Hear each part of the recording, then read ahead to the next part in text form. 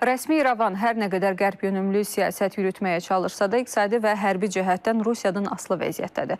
Ekspertlərin qənaətincə Biden dövründə Birləşmiş Ştatlarla strateji tərəfdaşlıq xaritəsi imzalayan Ermənistan, Vaşinqtonun Rusiya ilə bağlı siyasətinin dəyişməsindən sonra Kremlin sərt təzyiqləri ilə üzləşə bilər.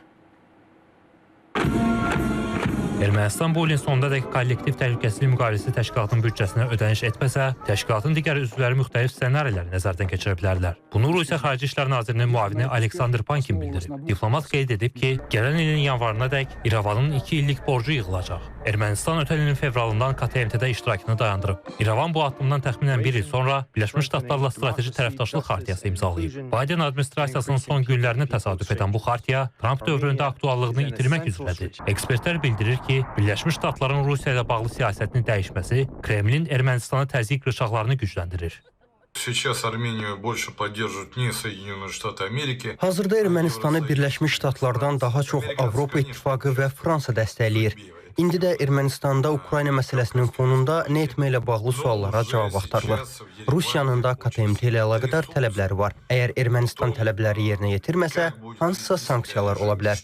Düşünürəm ki, Trumpın gəlməsi ilə Moskva Ermənistana təzyiqi artıracaq. Nə qədər ki, Avrasiya İqtisadi Birliyinin və KTMT-nin üzvüdür, Rusiyanın təzyiq rıçaqları daha güclü olacaq. Analitiklər deyir ki, Moskvanın Ermənistana təzyiq vasitələri çoxdur. İqtisadi göstəriciləri İrəvanın Rusiyadan asıllığını büruzə verir. Belə ki, ötən il Rusiya ilə Ermənistan arasında ticarət dövriyyəsi 10 milyard dolları ötüb. İrəvanın Avropa İttifaqı ilə ticarət dövriyyəsi 3 milyard dollardan artıq olmayıb. Digər tərəfdən də Ermənistanda Rusiyaya bağlı revanşistlərin fəallığı artır. Bu da Moskvanın bu ölkədəki mövqelərin yenidən güclənməyə başladığını göstərir. Hesab edirəm ki, tezliklə müxalifətin fəallığı başlayacaq, hətta artıq başlayıb. Yenə hakimiyyət uğrunda mübarizə gedir.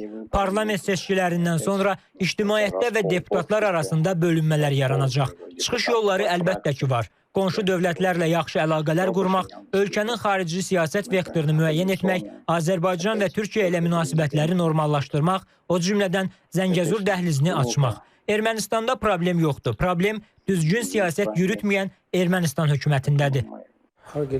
Ekspertlərin fikrincə Paşinyan Avropa İttifaqı ilə qonşu Rusiya arasında seçim etməlidir. Əgər qonşu Rusiyanı seçirsə, o zaman Ermənistanın baş naziri Qərbdən dəstəyini itirəcək. Qərbi seçəcəyi təqdirdə isə İrəvan Rusiyanın ağır təzyiqləri ilə üzləşəcək.